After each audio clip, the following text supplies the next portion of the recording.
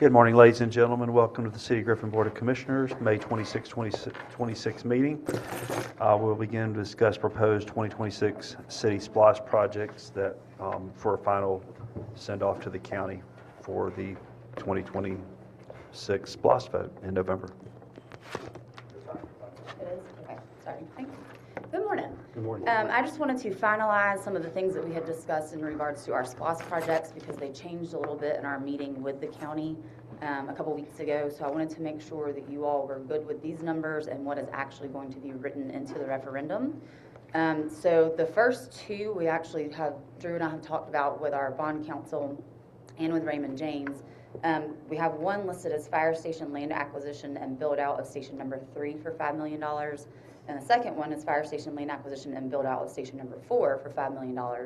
But over the weekend, that conversation sort of evolved to say fire station land acquisition and construction, so that way, if there is additional monies or something, we're not setting ourselves up for just 3 and 4.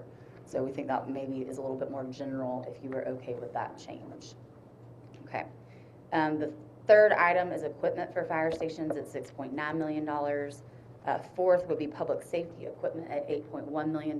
This would give us the opportunity to sort of use that as we go. So the first 3 would be bonded. The public safety equipment would be pay as you go, and that way instead of budgeting in the general fund for $1 million plus every year, we would be able to pull that from SPLOST. Our nuisance abatement at $3 million, which we have been doing lately. And then the remainder would be transportation improvements. There is also still some discussion as to what that final collection anticipated number will be. Our Raymond James Financial Advisor, Bill Camp, sent us a number that we have sent to the county, but we have not heard back, at least not that I've seen, Drew, to say that they are good with $134 million anticipated revenue. So that number at the 29 might change just depending on what that anticipated collection is. But just wanted to make sure that you are fine with the way that that is worded and bonding the first 3 and then having pay as you go for the last 3. And the verbiage that you're going to put for the transportation is anything from sidewalks? Transportation, it's going to look just like that, transportation improvements. We don't want to use words like trails and things like that if we don't want to do that. Last time we had that conversation, we said we weren't ready for trails. I don't want to put that in there and then us look as though we did not complete SPLOST projects. So transportation improvements will be left as general as we can possibly leave it for legal purposes. Okay. Could that be used potentially on airport if needed for projects? It could. Debt payoff, things like that? Yes. Okay. Does anybody have any questions? Just add that we will have this on your first meeting in June 6th, I believe it is. 9. For the intergovernmental agreement. Okay. Any questions or any recommendations for anybody? Okay. Perfect. Thank you. Next is the fiscal year 2026-2027 budget presentation. City Manager Jessica O'Connor. Okay.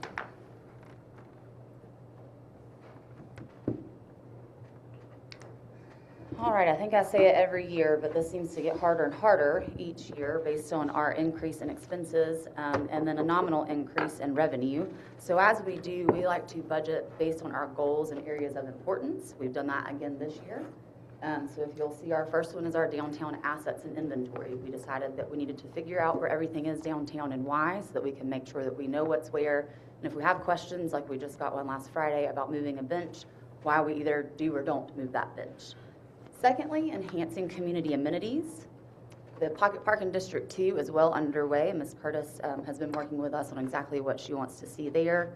We also are working on the pool action plan, and then the police department precinct in the Moore Elementary area. Third, and probably the biggest thing with this budget, is to evaluate compensation and implement any necessary changes. You'll see in a few slides that ended up equating to $2.2 million citywide. Business process review, that is implementing software services, particularly ViewWorks, OpenGov, and ScaleIt in the different departments that will use those, such as customer service, solid waste, planning and development, and so on. Also updating our financial policies, and then reviewing Samsara practices and establishing a policy on Samsara rather than just sort of willy-nilly deciding who gets it and who looks at it and what they're used for. And then lastly, we have some development ordinances that needed to be updated. First, and the one that is on your agenda for tonight, is to draft and update the data center ordinance, and then also begin our Unified Development Code rewrite. That has not been done in several years, and so it is time to do that. We will actually do that in conjunction with our comprehensive plan. So with that, this year, our overall expenditures exceed our revenues by $16,744,425. Last year, they were only exceeded by $3,734,368 in FY26. Our general fund expenditures are actually even a little worse than that. They exceed revenues by $20,459,046 compared to projected expenditures exceeding revenues in FY26 of $14,772,518. Our total general fund revenue is up very slightly. This is without our transfers at $188,810 compared to last year's at $2,568,685. We'll talk in a little bit about what that equates to. Total general fund revenue at 75% of fiscal year 26 is at 85.78%. And these expense numbers are on a cash basis.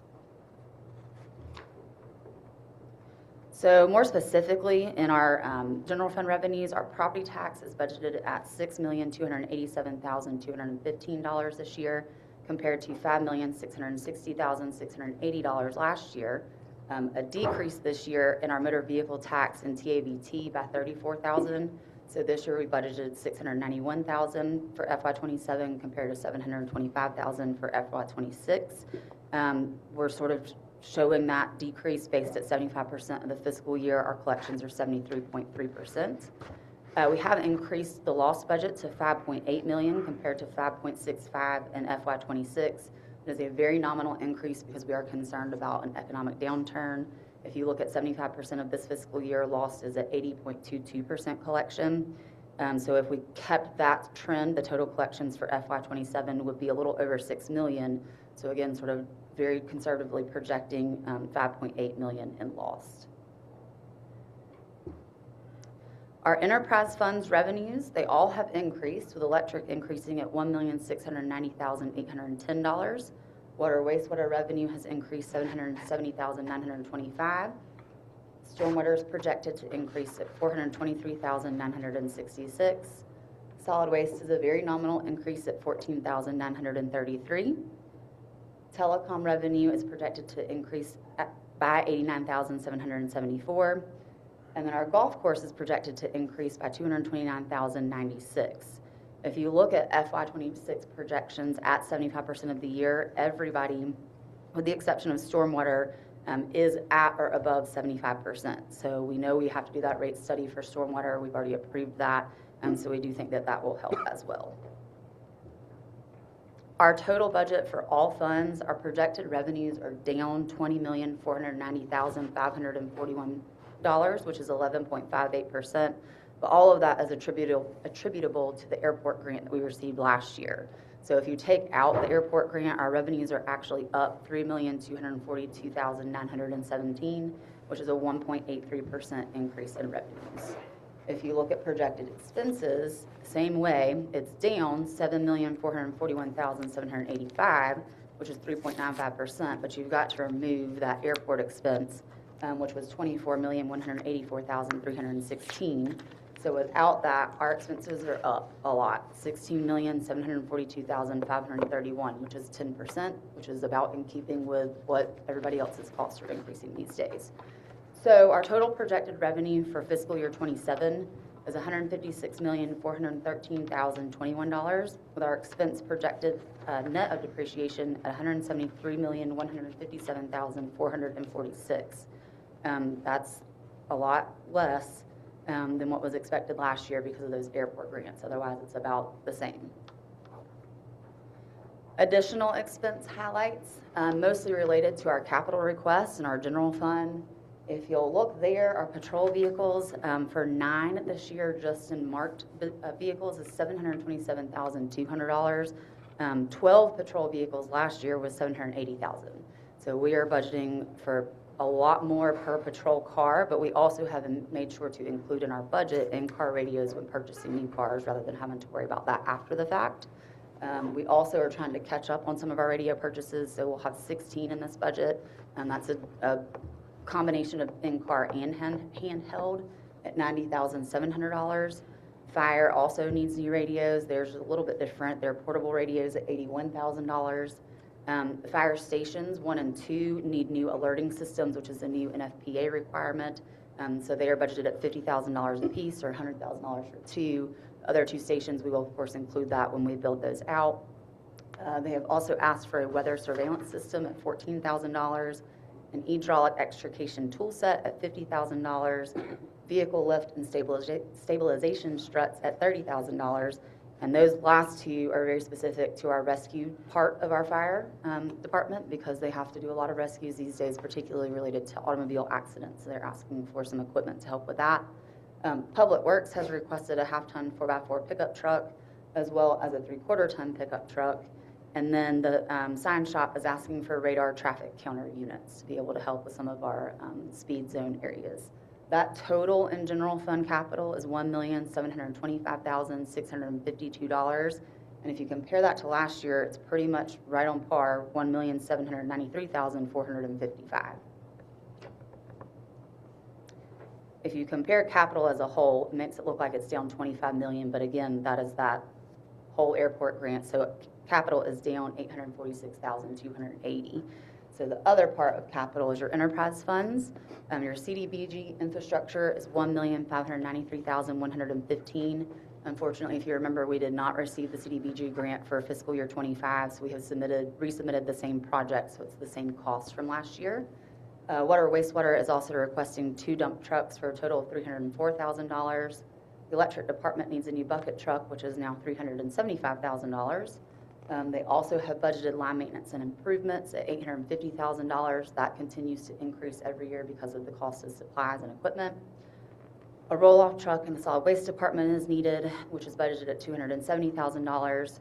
A new street sweeper for stormwater is also needed, which is budgeted at $384,500 to replace, I think, a 2012. And then fiber network expansion, we are looking to do that again and actually doubling what we normally budget at $200,000. So the total capital this year is $12,027,860. Other capital requests of note is our T-Splosh, which we always have budgeted at $3,727,500. The golf course has requested a few different items: a fairway unit for $110,000, a fertilizer spreader for $6,300, and an air fryer for $44,000. The motor pool has also requested a service truck so they can go out and be a little bit more mobile in the field when somebody breaks down, and that's at $220,000. 2 other expense highlights I wanted to make here, although they are not true capital, they are some large repairs and maintenance items. There's 2 different roof replacements that need to take place, one at Historic City Hall and one at the street department. Those would total $445,000. And then the elevator on the 3-story side of the building? 3-story side of the building needs modernization. We did these 2, so that's budgeted at $250,000. The asterisk that says it's not true capital, we're actually going to take a loan from the Municipal Competitive Trust Fund that Electric has and pay that back over a 5-year period beginning in FY28. So they won't actually have to come out of general fund expense. All right, any questions so far about capital and overall expenses and revenue? Okay.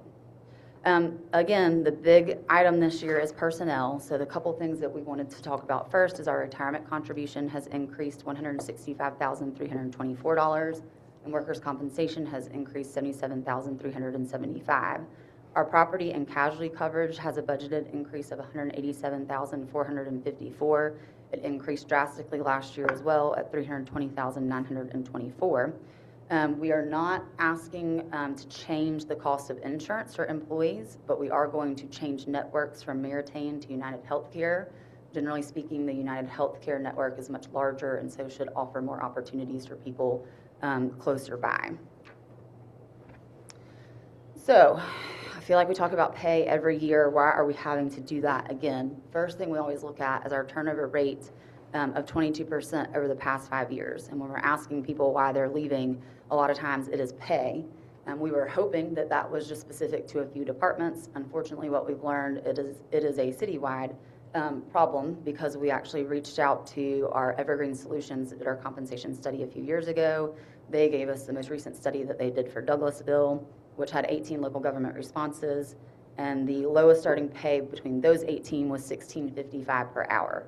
Griffin is currently at $15 per hour.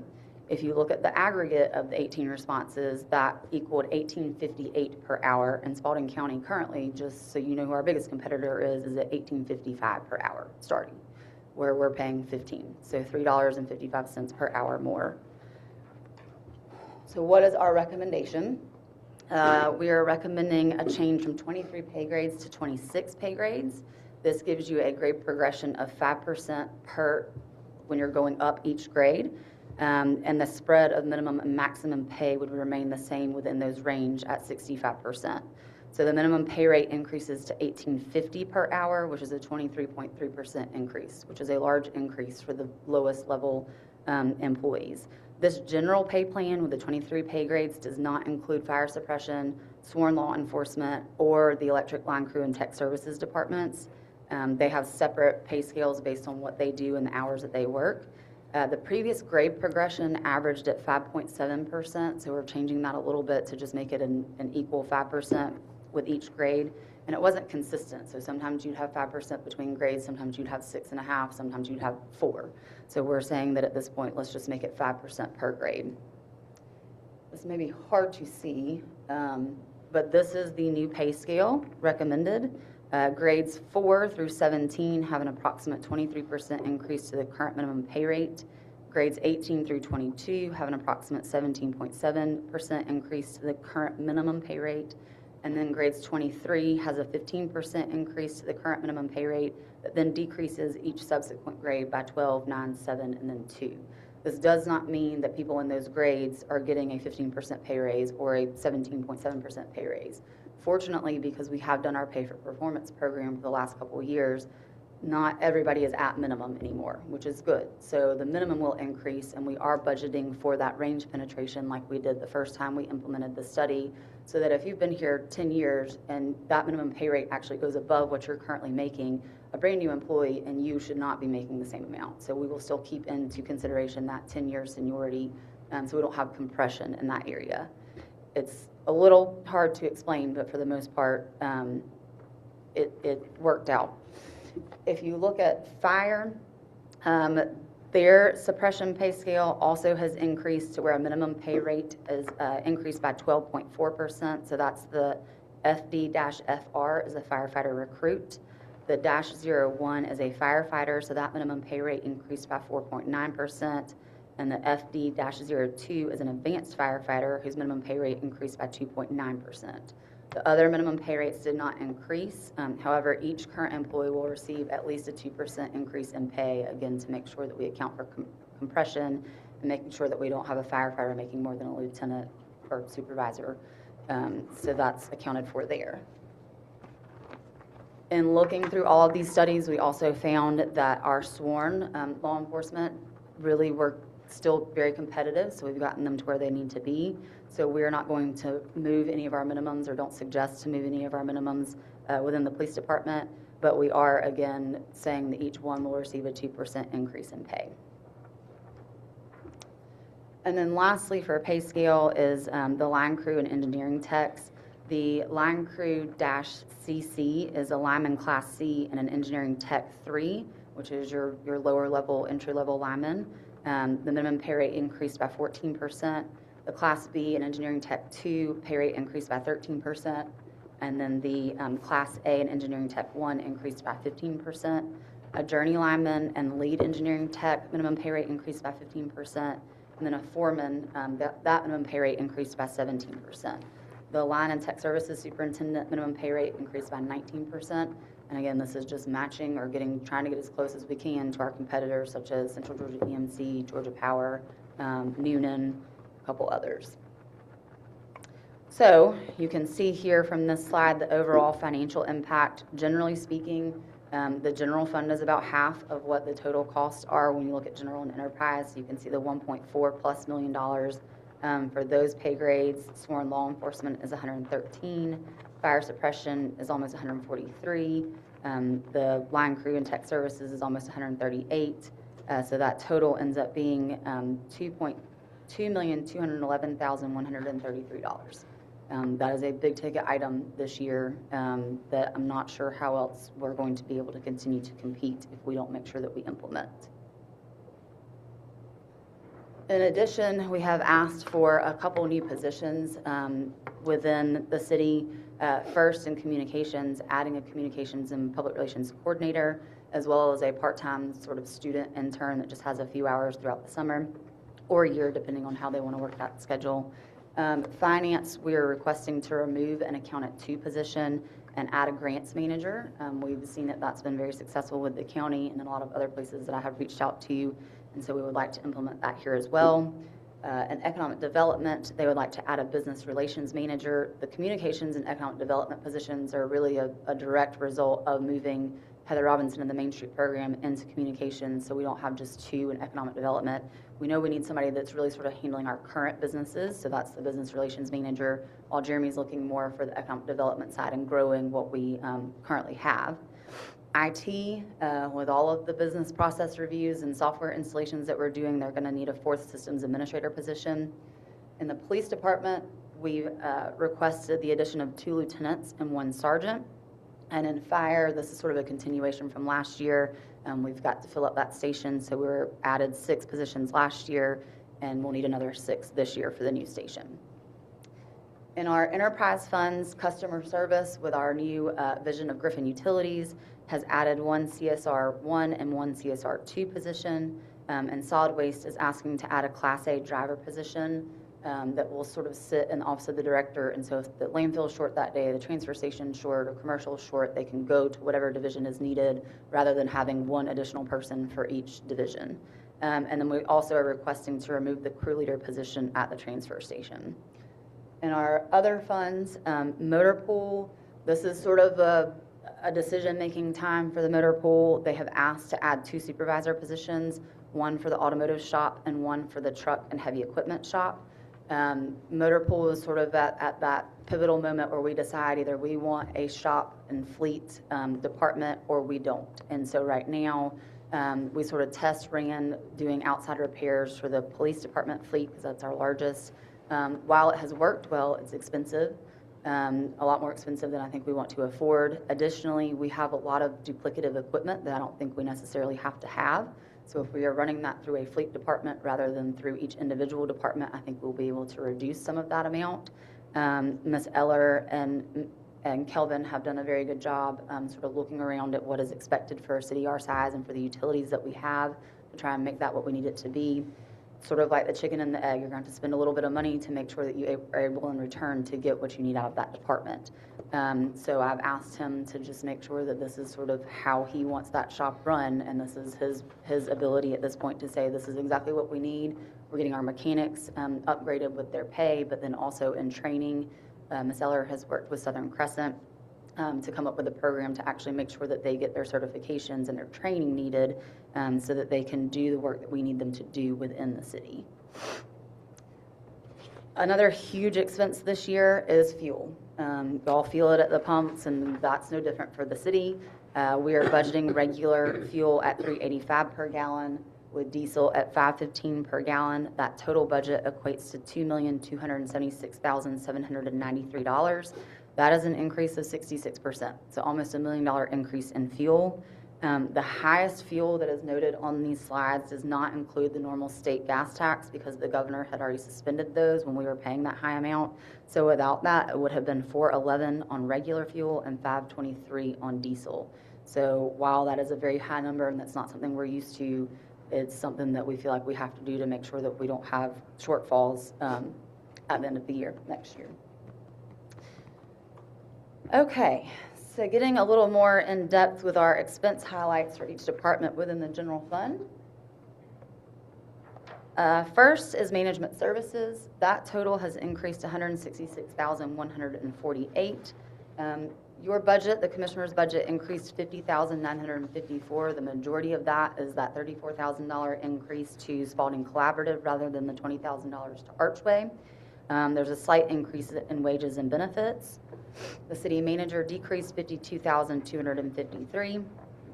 Communications and community Can I engagement. stall you on one thing? Yes, sir. On commission increase, do you still have the 17.5 for UGA? It is also still in there, yes, sir. So, I think that's an item that we have been giving as a gift, but don't see the purpose that it's being used for in terms of a person. Is the 17.5 still in there for, the chamber?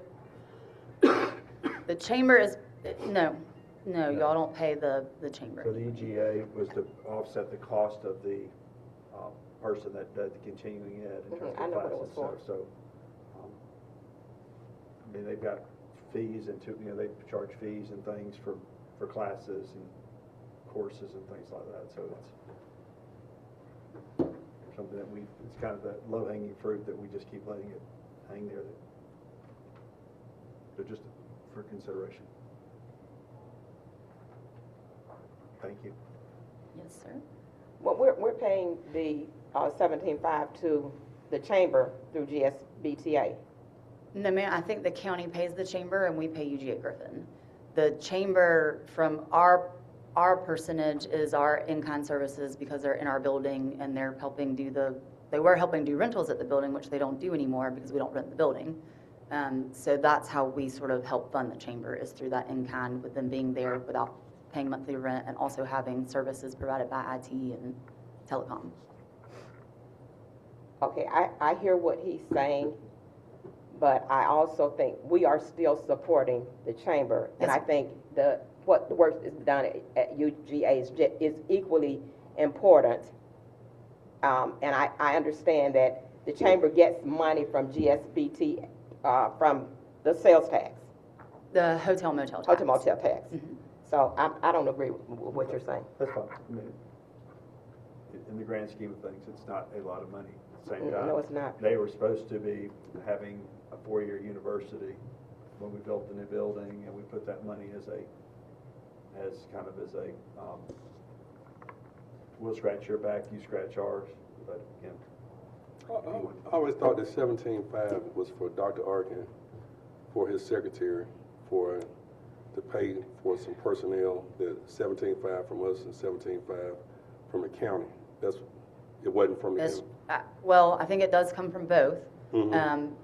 I don't know exactly what the position was supposed to be when you first started funding it. Mhm. It now goes to their, I don't know the title, but for their community outreach, for their Okay. continuing ed. When we first started funding it, we paid 17.5 and the county paid 17.5. Right. We also paid 17.5 to the chamber and the county paid 17.5. Okay. But the chamber is getting their money through the sales tax, GSBTA. So they still receive, they're still receiving theirs. I think my concern is that we get a letter every year from UGA Griffin they ask me to sign to say, hey, we didn't use this money the way that we said we were going to, can we put it in our general fund? So you're not paying for what you said you were going to pay for. Every year, I get that. They changed it. And every year I have to say, show me, because they don't give you any more information. And how much are you actually expending towards community outreach and education versus how much you're just putting in your general fund. So I don't have that letter yet, and I don't know exactly what the amounts were from the last couple of years, but I can pull up the information from Dr. Dean. But I think that's the bigger concern. Okay. The staff attorney budget increased to $156,045. That's based on the proposed budget from last year. You've already amended that to include the new position as a legal assistant. The city attorney increased $35,903. However, elections have decreased $24,500 since you don't have one. And municipal court has increased $30,882. If you look at your specific expenses, Muni Code is budgeted at $15,000. Education and training, we increased a little bit to $18,250. And then there's about $48,000 budgeted that really account for those next four, which is your dues and memberships to Three Rivers, to Georgia Municipal Association, National League of Cities, and then the I-75 Central Corridor Coalition. There's your UGA Griffin at 17.5. The big change is from Archway to the Spalding Collaborative at 54,000. And then, of course, your contingency is always budgeted at $100,000. Any other questions about those? So proceed with that as budgeted. Do we know what the Spalding Collaborative is going to do with the 34,000 extra? Well, actually, this would be 54,000 for them. They've never received any money from us. And not necessarily. They gave us a breakdown of different expenses projected, or proposed might be a better word. I'm not sure. My concern has always been I've not known what they've done in years past to be able to compare to what they're proposing to go forward. I understand that they're saying that they're providing a lot more services these days, which I'm sure they are. So I don't know if it's not supposed to be for grants that they already received, like money for backpack for kids, or some of the other things. I think it's more in operational expenses, overhead. But I'm not sure. Whenever we have crises and emergencies in the city, the collaborative is usually the organization that's out front to help to feed people, get equipment to do things like that. So I think that's a lot of, they don't really have any money coming other than what they've been given. And they have staff and all that. So I think this money will probably help with some of that. Okay, and finance, their expense has increased $69,952. That is $129,000 in professional services for our auditors, as well as almost $16,000 in education and training. For human resources and risk management, HR has increased $70,207. A lot of that is an upgrade to our time clocks at $33,500. And then additionally, risk management has decreased $93,600. We are able to decrease the amount of claims money that we have been budgeting because people have been safer. So hopefully our next property and casualty insurance will be a decrease. In our information technology and GIS departments, IT expense has actually decreased $179,394. GIS expense increased nominally at $5,800, and that's salary studies. Is that a doctor on there? That is a doctor on there. He's not happy about that picture, but yes, it is.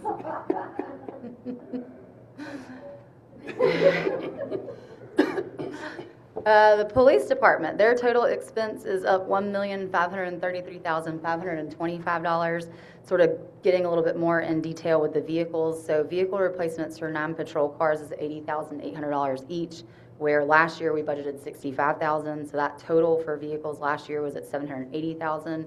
This year with the 9 patrol cars and then outfitting, and then $67,000 for 3 unmarked cars, that total equals $928,200. Axon has also increased pretty drastically. This is an increase in services and an increase in number of cameras. That's body cams, dash cams, and tasers. This year is budgeted at $688,252. Last year it was budgeted at $400,000. So that's almost a $300,000 increase there as well. And then inmate custody, which is your municipal court inmates before they come to court or if they have to go back and serve any jail time. Last year was budgeted at $144,000. This year needs to be increased to $204,000. And our fire department, their total expense increased just as much as PD, I think actually a little bit more this year, at $1,690,174. Again, some of that is the capital that we've already mentioned, their extrication tool set, their portable radios, the vehicle lift and stabilization struts, a truck for their emergency preparedness coordinator, and then their turnout gear, which is also rapidly increasing in cost. Their biggest one is, of course, those 6 positions, as well as the salary study. So that workforce plan increased $742,648 for those positions. In public works, their total expenses have also increased, but this includes facilities and welcome centers, so not something we always consider public works, but we do have it listed in this amount at $1,161,081. You can see those breakdowns of the director increasing $247,594. Again, this is from the original proposed budget. We've already sort of split out the operations manager position and added that in there, so that's what that big difference is. The cemetery increased $62,226. Facilities has increased to $134,058. Streets has increased to $139,543. Most of that is related to the roof replacement of $95,000. Parks increased to $105,759. Our pool budget was very, very nominal, but we have increased that at $130,110 in order to provide some engineering services based on site suitabilities and location, if we decide we want to proceed with that. Our sign shop has decreased $9,094, and the Welcome Center operational cost total is $466,753. Last year, the Welcome Center's operational cost was $115,868, so the majority of that is $350,000 for a new roof at the Welcome Center. So those capital and major repairs and maintenance increased $627,935. If you look at it by capital breakdown, their total capital expenses requested this year $859,935. Last year's was $232,000.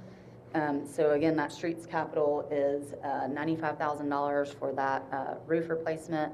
The director's new position, the second operations manager of the half-ton 4x4 pickup truck.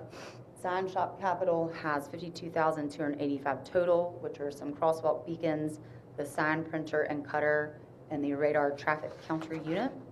Facilities, again, is a elevator modernization at One Griffin Center for $250,000. The Welcome Center roof replacement at $350,000 is a big R&M expense. And then the Parks Department has requested a 3/4-ton pickup truck for surplusing an old one at $52,500. The crosswalk beacons on Cherry Street in front of Rising Star is a very big hit. Yep. And I want to thank Ms. Marista for. Yes, they are very helpful. We have noticed them a lot. We've actually gotten a lot more requests for them, which is why we're adding a couple to the budget. One thing we have noticed, though, is that some people request them and the sidewalks that maybe they have that they want them to go to, so private sidewalks, are not ADA compliant, and so we're not able to put them there to bring more attention to a private sidewalk that's not ADA compliant. So we have had to explain that to a few people. But if we have public sidewalks where we feel like there's, some pedestrian connectivity issues, or we have pedestrian traffic, then we certainly want to make sure that we have And the some ones on Carver Road as well. Seeing a lot more walking with sidewalk. with the sidewalk. Awesome. And it's great. Okay, development services. So still in our general fund, the expenses here have increased $918,312. Some of that is in our cost for Charles Abbott's building inspections. There's some revenue associated with that as well. So their building inspections total $285,250 compared to last year at $277,900. The revenue associated with those inspections are $407,500 compared to $397,000 last year. So that increase sort of matches from revenue and expenses. Your CDBG application fees are always about $15,000, and the two big ticket items for them this year are their comp plan and their UDC rewrite at $200,000 and $100,000. They do have a few capital expenses this year, which total $108,752. They're in need of a new small all-wheel drive SUV, which has been quoted at $41,500. A 3/4-ton long bed 2-wheel drive pickup with the animal box for animal control officer at $51,252. And then code would like 2 new cameras to be placed in strategic locations that can be moved based on complaints that we may receive, which are $16,000 for the 2. Continuing in development services, transportation planning, that is our Three Rivers bus route is budgeted this year at $85,000 compared to $120,000 in FY26. Tax and licensing budget has increased $37,832. Land bank, which is referred to in the budget as urban redevelopment, has increased by $118,112 to $459,123. And then the archives total budget, which is split between the city and the county, is $184,192. Does the Three Rivers bus route money include the proposed summer recreational route? It does not. Okay, thank you. Yes.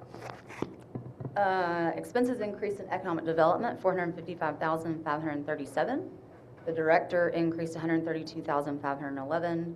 Historic City Hall is a huge increase because we have to replace windows at Historic City Hall. That's $323,025, and their rental revenue is expected at $20,000. And our enterprise funds, or any questions on general fund expense highlights? Okay. Moving along then to enterprise funds. In our electric department, revenues are projected to increase by $1,690,810. Last year, the projected increase was $703,807. They are broken down as follows. The residential service is not expected to increase at all, so that's a $0 budgeted increase. Commercial service is expected to increase $56,783. Our industrial service is expected to increase $300,000. And then our PCA, which is our power cost adjustment, and also known as the electric fuel adjustment, and our environmental compliance cost recovery fees increased $10,905. Our all system sales and our third-party sales, we have budgeted to remain flat at $100,000 and $585,500 respectively. So at this point, just to give you sort of a heads up as to where we are at 75% of the year with our residential revenue, we have budgeted $21.2 million, and year to date at not year to date, but at 75% of the year, we're at 81.42% of residential revenue. So we think it's pretty much flat, although we do expect some of the new development to come online, and that may increase just based on number of users, but not rate. In regards to revenue, we discussed about a year ago about the potential of selling 10 megawatts of power to a data center project. Is there any other opportunity out there to figure out how to get that to somebody that may need it so that we could do that? They are $6.2 million. Yeah, they are talked to a lot, contacted a lot to say what excess power do you have, what can we do. For a long time, MEAG had put a moratorium on any kind of large load studies. I think they're back to doing that at this point, but we don't have anything that's final. It seems to be something that's needed right then and there, and then all of a sudden they don't need anything. So it comes and goes very quickly. But right now, no, there's nothing that's final. Another thing to make note of is because we now have our customer service fund with our new Griffin utility vision, delinquent penalties will be budgeted in customer service rather than allocated out amongst the enterprise funds. Okay, our electric department expenses have also increased $914,946. Last year, they increased almost $3 million, so at least we don't have quite the increases we did last year. One of the big ones is line maintenance and improvements. Again, just the cost of doing anything these days is much more expensive, so to make those improvements, we have to budget more. So it's budgeted at $850 this year. Last year, it was budgeted at $500,000, and in FY25, it was budgeted at $400,000. We do have some specific projects that we know that we will need to do, one of those being the Memorial Drive streetlight upgrade. This is actually phase 2 at $400,000. Phase 1 was budgeted last year at $400,000. Just, again, very expensive. New customer construction, we have budgeted $300,000 for that, as well as $200,000 for LED conversions for streetlights. Security lighting and system protection are almost always budgeted at $150,000. A bucket truck, just to give you sort of an idea of where we are at this point, at $375,000. In FY25, we had to lock in we actually locked in the pricing in 2023 because of a 2-year lead time. At that point, it was $299,400. So $299,400, and now we're up to $375,000. They're also budgeting for a dump truck at $95,000, and they need 2 4x4 crew cab pickup trucks because of some that need to be surplus at $82,762. Additionally, their expenses for total capital this year is $3,168,688. You can see it's almost identical to FY26, about a $68,000 difference. Their general fund transfer is higher than last year at $11,238,102. It is a 15% transfer for the actual general fund transfer. The addition is the $1,297,300 for the facilities maintenance projects that we mentioned already, the elevator modernization and the roof replacements. Also, in their reserved earnings this year, they will reserve $1,126,243 projected, where last year it was projected that they would reserve $656,630. How many line teams do we have now? I'm sorry? How many lineman teams do we have now? How many teams? 4. 4 complete teams.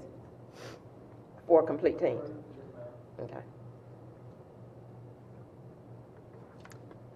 Okay, in wastewater, their revenue is mostly flat, it increased 42,200.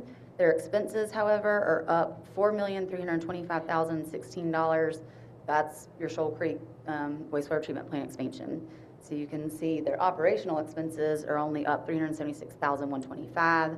Potato Creek is up $54,182. Cabin Creek is up $30,945. Blanton Mill is up $17,429. Our lab at Potato Creek is up $59,398. It's actually somewhat of a good problem because we're having to increase what we're doing for our industrial pretreatment program because our industrial customers are increasing. Lift stations are also up $28,184. Our solids management budget is down $18,499.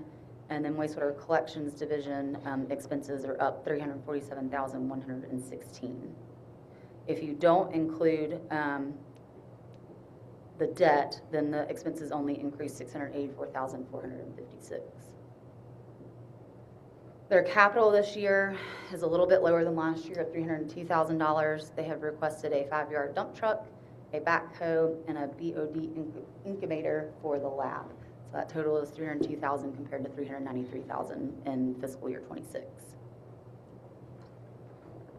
In the water division, their revenue is projected to increase $728,725, with residential increasing $370,000, commercial increasing $465,000, and then industrial institutional increasing $44,000. Our wholesale customers, excluding Spalding, projected budget increase of $89,200, and Spalding's net increase is $415,000. A lot of it is from we have Williamson, Zebulon, Butts County, Coweta County, Concord, Pike County, and Hampton as current bulk customers, and Coweta is our biggest increase, almost $100,000 there. Other expenses based on divisions within the water department have increased $1,218,161, and they had a $1.6 million increase in expenses in fiscal year 26. The directors division actually decreased $15,265. The Brant D. Keller water treatment plant increased $125,033, while Harry Simmons decreased $203,761. Water distribution is projected to increase expenses by $1,192,067, and the meter division is expected to increase expenses by $97,085. Construction management has increased $24,896. So all of that, if you include debt service as well, is an increase of $4,463,388. Additionally, in their capital, they are asking for $189,545. $21,545 is a zero-turn mower, $152,000 for a 5-yard dump truck, and then $16,000 is a jackhammer for the backhoe. This is compared to capital last year at $950,000, so a large decrease in capital request. Their debt service is what really is the most expensive that they are dealing with right now. This year it is budgeted at $11,528,800 compared to last year's at a little over $8 million. That's principal and interest for both of those numbers. You can see that broken out with reservoir bonds at $4,234,740, Potato Creek GFA loan at $541,470, Cabin Creek GFA loan at $788,800, Shoal Creek GFA loan at $450,730, Flint River Pump Station GFA loan at $319,650. The generators at the Brant D. Keller water treatment plant is $103,910. The solids facilities GFA loan is $198,150. The solids facilities GFA loan number 2 is at $561,100. The dam rehabilitation project, the first loan is at $745,220, while the second one is $154,780. That is still estimated; it has not closed. And then, of course, our Shoal Creek bonds, which are new, are estimated at $3,430,250. So if you look at their expenses, their total water capital is $189,545. Their total wastewater capital is $302,000, making their total capital request $491,545. Their transfer is $3,066,115. That $2,412,000 is their transfer to the general fund, and then $654,115 is their match for the CDBG grant. This year, they are not able to make ends meet without pulling from fund balance. So they will need almost $3 million from their fund balance, which is over $30 million at this point.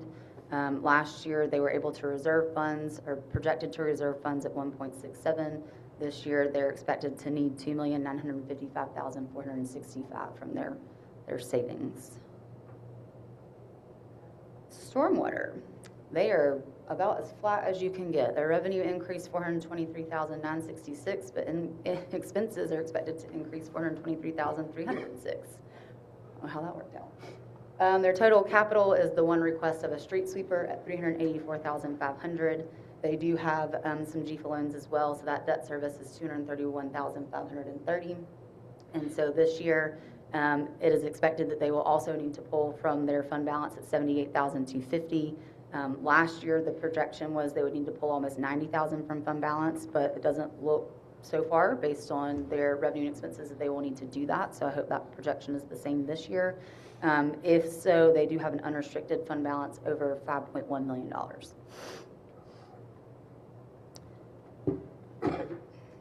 Solid waste, their revenue is projected to increase about $15,000, with residential collections increasing $159,167, commercial collections increased $85,000, yard waste collections increased $18,950, the transfer station fees increased $105,500, with roll-off increasing at $24,000 and landfill fees increasing $77,000. So that's a total of $150,000, and then recycling fees total $150,000. Their current collections at 75% of the year, with the exception of yard waste, are all above 75%. Some of them several percentage points so I'm hoping that that is a very, very conservative projection on the revenue increase, and is something that we will actually see a much higher revenue. Their expenses, however, have also increased pretty drastically this year. The projection is $1,984,153, where last year they had a very, very nominal decrease of $12,000. You can see in the director's division, the expected increase is almost $400,000, as is residential. Commercial has increased over $500,000 at $533,079, while the transfer station is expected to increase their expenses at $15,110. C&D landfill is expected to increase at $656,598. This is the big cost for doing the expansion, so we're starting to look at those costs coming in. And then the closed landfill is down $24,500, while yard waste expenses have increased $23,000. We are still expecting to put out a request for proposals for services and see what that looks like compared to what we are currently receiving. With their capital, they did ask for the roll-off truck at $270,000. They also need to tile the scale house floor of the landfill, which is a $10,000 budget. And then they have a buyout of the excavator at the landfill for $76,560. So their total capital is projected to be $356,560. Last year's capital was budgeted at $477,830.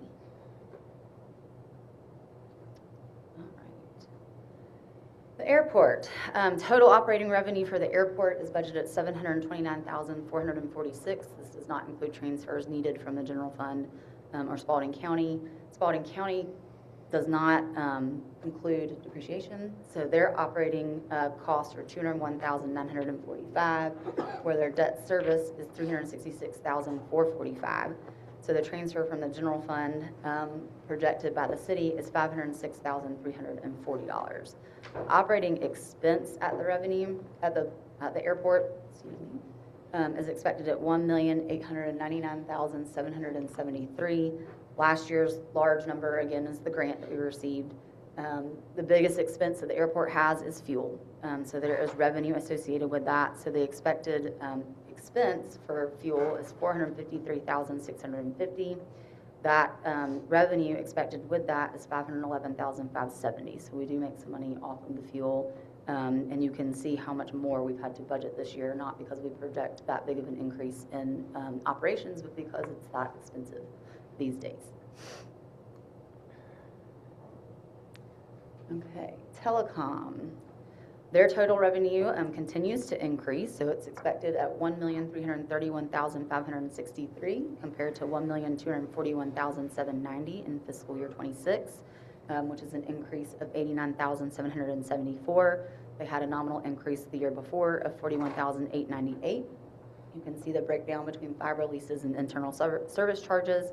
$725,451 is from fiber leases, where $497,651 is from internal service charges. Their total expenses are projected at $1,611,323, whereas last year it was projected at $1,316,747. So their expenses have increased $294,576. However, it's an increase in their capital for the most part because they're asking for $200,000 for their network expansion compared to $100,000 in FY26. Golf course, their operating revenue has increased 25.89%, or projected to be above $1 million at $1,114,075 compared to $884,979 in fiscal year 26. That is a $229,096 increase, but their expenses are about the same. So expenses are at $1,871,973, where last year they were at $1,487,750. So that increase is projected to be $384,214, which is 25.83%. So right at the same revenue and expense increase. The transfer required from the general fund is $689,631 if those numbers are projected correctly, which is an increase of about $160,000 from last year's projected transfer.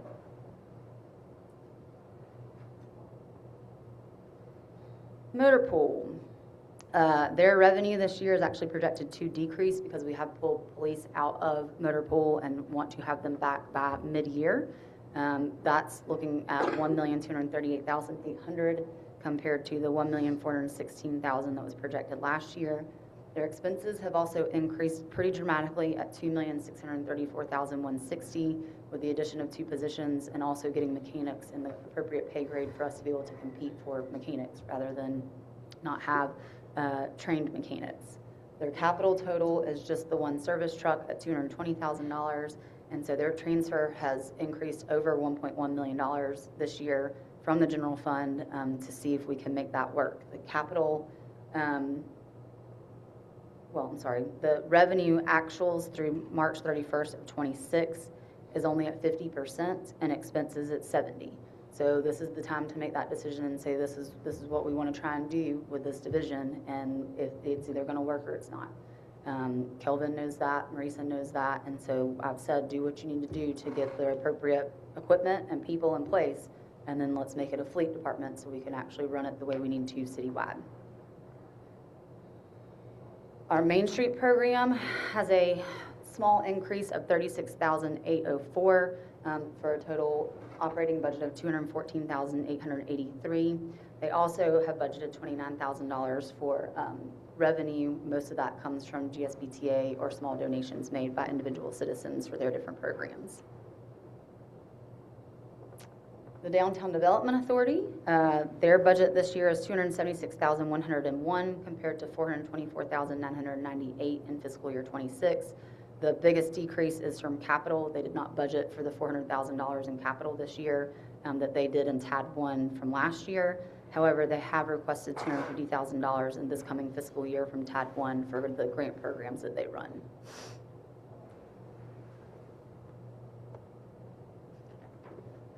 Hotel motel tax continues to increase, which is a great thing. So that revenue is budgeted at $226,000 this year, where it was $170,000 last year. That breakdown is set by state statute, so $42,375 would go to Historic City Hall. GSBTA, as our destination marketing organization, would receive the largest amount at 43.75%, or $98,875. And then the general fund is able to keep 37.5% to help offset some of the costs of the different economic development Main Street program DDAs that we do. So that's $84,750. Our last few special revenue funds to note is our CDBG revenue and expenses is budgeted at $1,654,115, which is $1 million in the grant, and then the local match of $654,115. Additionally, our court tech revenue is budgeted at $20,000 with expenses of $14,090, and $5,910 is reserved into that court technology account. And then T-Splash revenue is budgeted at $3,727,500. Our LMEG transfer has increased, so it's now at $360,000 compared to $320,000. So the total expenses for T-Splosh will be $4,087,500. Whew. Okay. So that is it as far as the details of the budget. I hope also you had a chance to read the executive summary and look through the budget book. So if there are any questions, I can take them at this time. Any questions at this time? No concerns, no worries? All right. We will have a public hearing tonight on the agenda as well as June 9th. And if it proceeds as is, then it can be adopted on the night of the 9th. Excellent job. Thank you. So without anything else, do we have a motion to adjourn? So move. Commissioner Ward with a motion to adjourn. Second. Second by Commissioner Fuller. All in favor, please signal or raise your hand. Thank you. We're gonna be here.